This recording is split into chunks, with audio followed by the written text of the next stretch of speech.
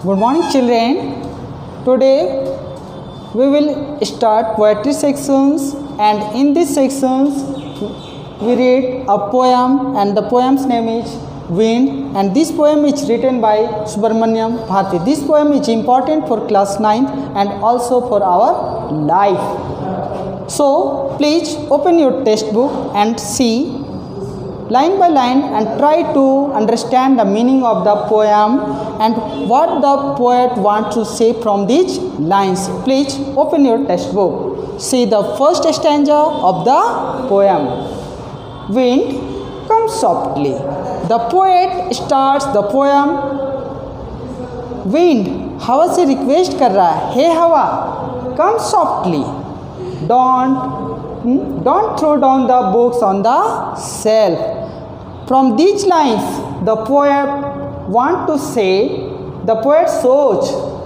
Through these lines, कवि जो है इन पंक्तियों से stanza of the first stanza of the poem. Through these lines, the poet सोच. कवि ये दिखा रहा है, ये बता रहा है कि the destruction caused by the wind. पहले ही पंक्ति में दिखा रहा है, पहले ही स्टैंजा में बता रहा है पोएट कि हवा का क्या तबाही हो सकता है, क्या बर्बादी हो सकता है. The poet's appeals. So, and from these lines the poet requests or appeals to the wind to be gentle, कि वो धीरे धीरे बहे. He requests the wind not to break the shutters of the window. और poet जो है so request भी कर रहा है, विनती भी कर रहा है, क्या, don't throw down the books on the shelf. तख्तों में जो किताबें रखी हुई हैं उसे मत गिराओ. Not to scatter the papers और throw the books on the shelf. या तख्ते में जो पेपर्स, कागज़ या बुक्स जो रखा है उसे मत गिराओ, क्योंकि इससे बहुत कि इन किताबों को अगर या कागज़ों को वो गिराते हैं तो इससे बहुत क्या हो सकता है, डिस्ट्रक्शंस हो सकता है, बर्बादी तबाही हो सकता है. किसकी वजह से? विंड के वजह से. और अगर इन किताबों को वो गिरा दे तो वो पढ़ने लायक नहीं रहेगा. वो क्या करेगा, किताब के पेज हो सकता है वो फट जाए, इस वजह से. In the second stanza there look what you did. Poet तो रिक्वेस्ट कर रहा है कि तुम धीरे बहो, जेंटल बहो, लेकिन वो सुन नहीं रहा है.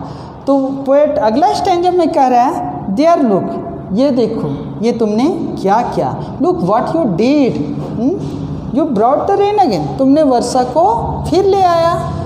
तो इस स्टैंजा में कवि कहना चाहता है कि the poet said that the wind has not only thrown the books. कवि ये कह रहा है कि तुमने सिर्फ किताबों को ही नहीं गिराया, but also tour the page of the books, बल्कि किताब के पन्नों को भी तुमने फाड़ दिया. विच means that the books can not be read. किताब का पन्ना फट गया, मतलब जो किताब फट गया है वो तो पढ़ने लायक नहीं होगा. कि किसने किया? विंड ने किया. वही चीज़ तो इसमें कह रहा है. You there look what you did, तुमने ये क्या किया. कौन बोल रहा है? पोएट बोल रहा है. किससे बोल रहा है? विंड से बोल रहा है. You brought the rain again, तुमने वर्षा को फिर ले आया. Which means that the books can not be read. The wind has once again brought the rain. मतलब विंड जो है अपने साथ साथ किसको ले आया? रेन को ले आया. The rain water can cause further damage the mess in the room as it enters the room through the broken shutters. तो इन पंक्तियों के या इस स्टैंजा से कवि कहना चाहता कि अगर विंड जो है वो हमारे मेज़ में या किचन में या रूम में चला जाए तो इससे बहुत क्षति हो सकती है. The strong wind signifies here. और ये हवा यहाँ पर काफ़ी तेज़ चल रही है. वो पोएट्स की बात या किसी की बात को वो मान नहीं रहा है. मतलब पोएट ये दिखाना चाह रहा है या बताना चाह रहा है इन पंक्तियों के जरिए, इन लाइन्स के जरिए, क्या, कि जिस तरह से आप हवा को देख नहीं सकते, कंट्रोल नहीं कर सकते, उसी तरह से अपने लाइफ में जो ट्रबल्स है, जो मुसीबत है, समस्याओं, उसको भी हम देख नहीं सकते.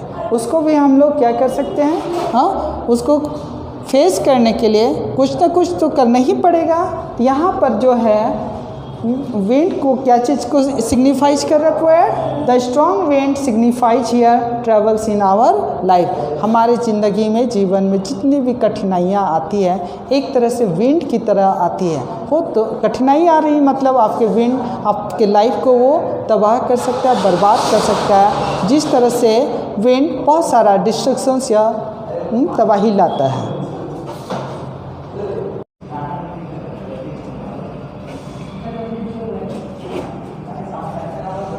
Now see the third stanza of the poem. जो तीसरा स्टैंजा है ना उसको आप देखिए, निकालिए और एक एक line. You are very clear at poking fun at weaklings, the wind god winnows and crushes them all. इस स्टैंजा के माध्यम से, through this stanza the poet said that, सबसे पहले यहाँ विंड को पोएट ने पर्सनिफाइज किया, मतलब हवा को एक मानव का रूप या एक देवता का रूप, भगवान का रूप दे दिया है। The poet personifies the wind as god. कवि ने भगवान को क्या माना है? विंड को भगवान, देवता। मतलब वो जिस तरह से कोई मनुष्य क्या होता है, किसी का मजाक उड़ाता है, कुछ भी करता है, उसी तरह से तो पोएट ने क्या किया? The poet personifies the wind as a god. कवि ने विंड को भगवान मान लिया है। The wind makes fun and exploit the situation.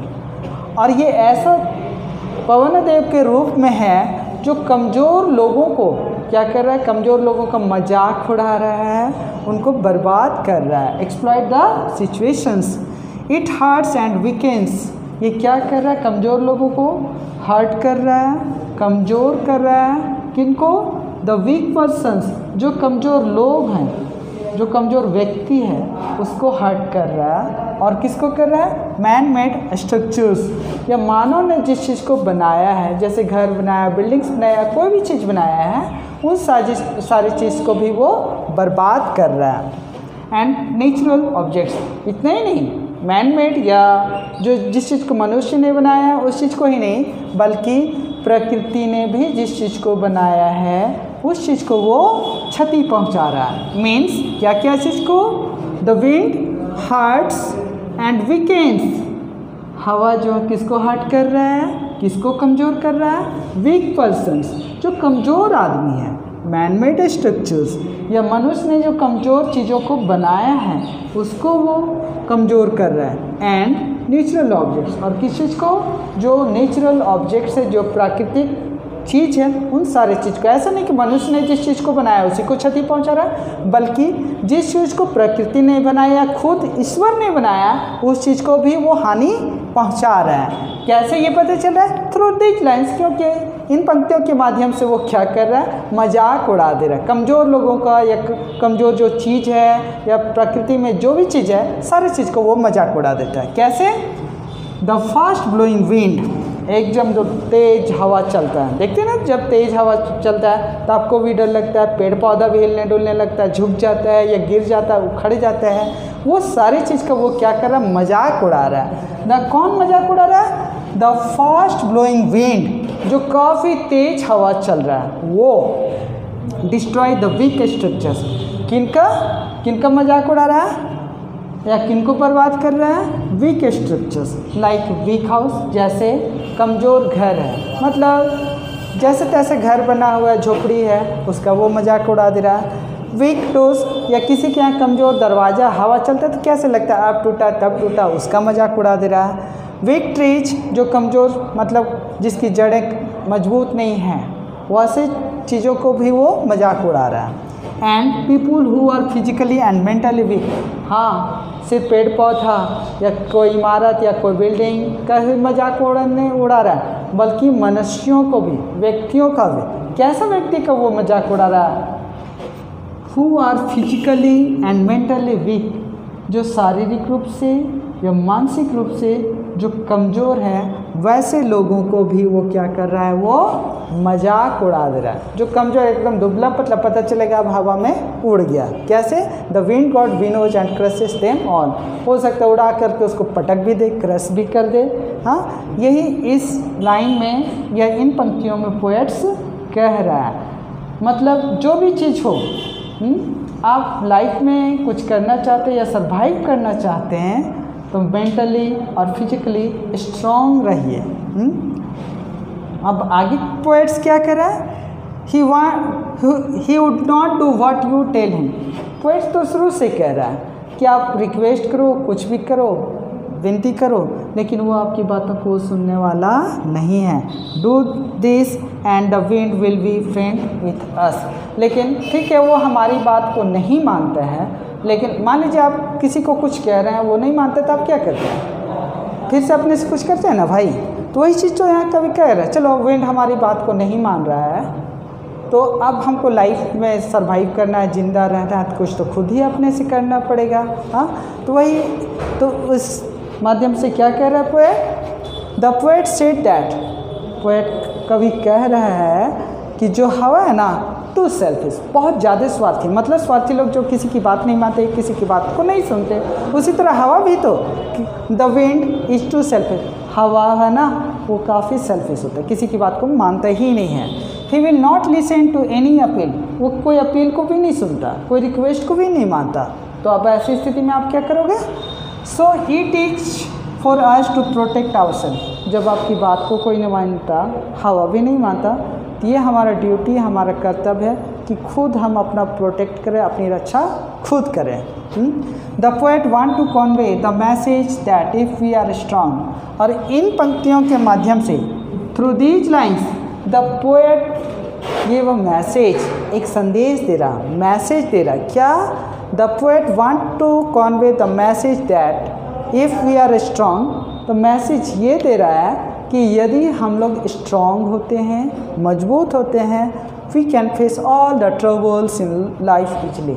हमारे लाइफ में जो भी ट्रबल्स, जो भी मुसीबतें आएंगे, उसको हम आसानी से फेस कर सकते हैं, सामना कर सकते हैं। ये ऐसा नहीं कि आप बहुत स्ट्रांग हैं तो कुछ नहीं कर सकते, कमज़ोर हैं, ठीक है, तो प्रॉब्लम्स आएगा तो उसको फेस कीजिएगा कि नहीं। तो यही लाइन्स के माध्यम से वो पोएट्स कह रहा है क्या,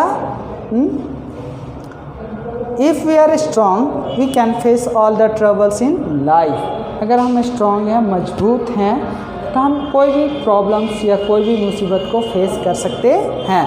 ऑन द अदर हैंड, अगर हम मजबूत नहीं हैं, कमज़ोर हैं, if we are weak then we will be surrounded by strong forces. अगर हम लोग कमज़ोर होंगे ना, तो चारों तरफ से ऐसा प्रेशर्स आएगा या दबंग लोगों का ऐसा वो परेशान करेंगे, क्या करेंगे, forces, and we can be destroyed. वो हमें क्या कर देंगे, डिस्ट्रॉयड कर देंगे, बर्बाद कर देंगे। मतलब प्रॉब्लम्स जो है, हाँ, उसको आप फेस कीजिए।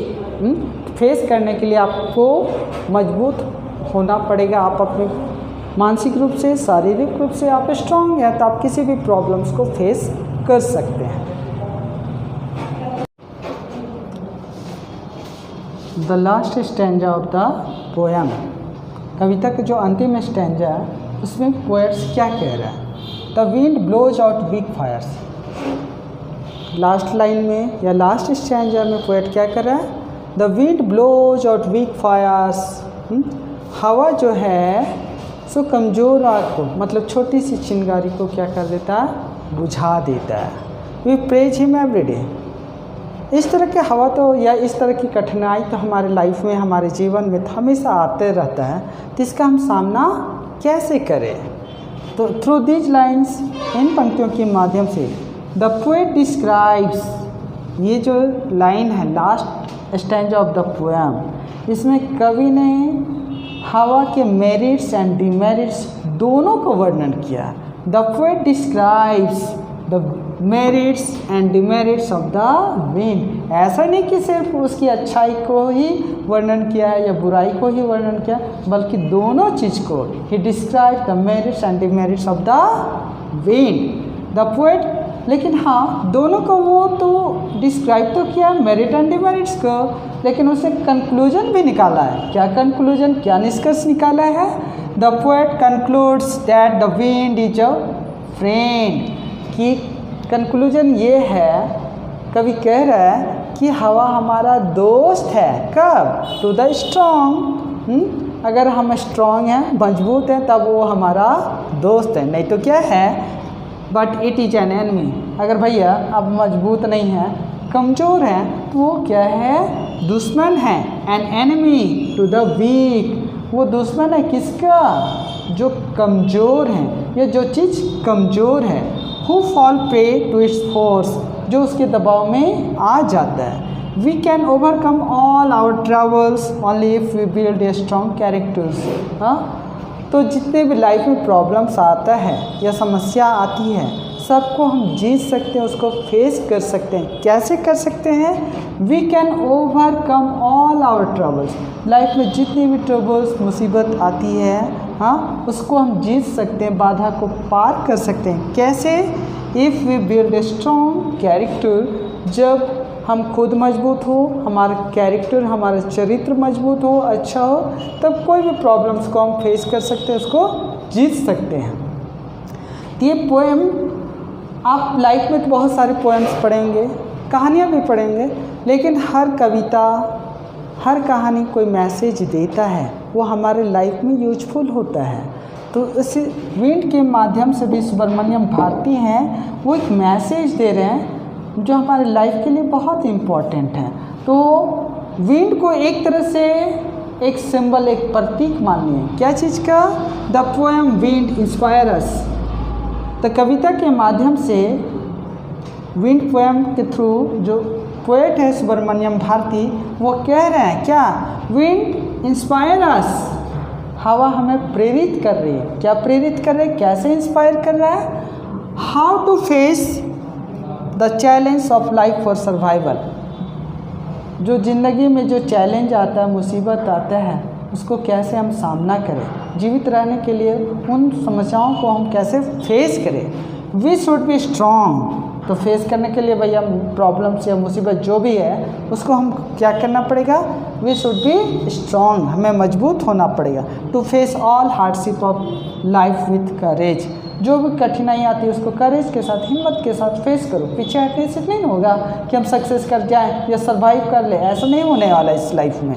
विंड सिम्बलाइज, इसीलिए पोएट्स ने विंड को सिम्बलाइज किया, एक प्रतीक माना है कि विंड यहाँ पर क्या है? Problems and obstacles that we all face. ये एक समस्या है, विंड को उसने समस्या माना है, या ऑब्स्टिकल्स बाधा माना है, that we all face and go through the some point of life in our lifes. जो हमारे जीवन में कभी कभी इस तरह की बाधाएं आती हैं, उसको हम कैसे फेस करें। The poem is a satire. और ये कविता जो है ना, एक सटायर है, व्यंग कर रहा है। व्यंग मतलब कटाक्ष कर रहा है। किस पे कटाक्ष कर रहा है? Weakness of the human.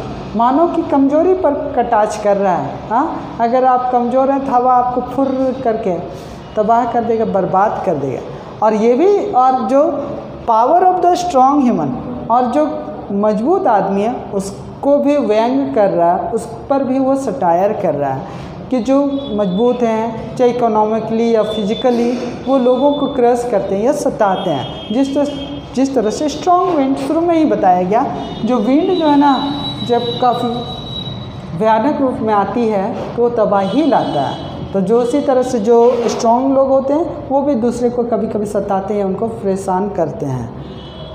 तो इस पोएम से ये कह रहा है कवि कि आप लाइफ में किसी भी प्रॉब्लम से हटिए नहीं, बल्कि उनको फेस करिए, तब वो आपका वो दोस्त है।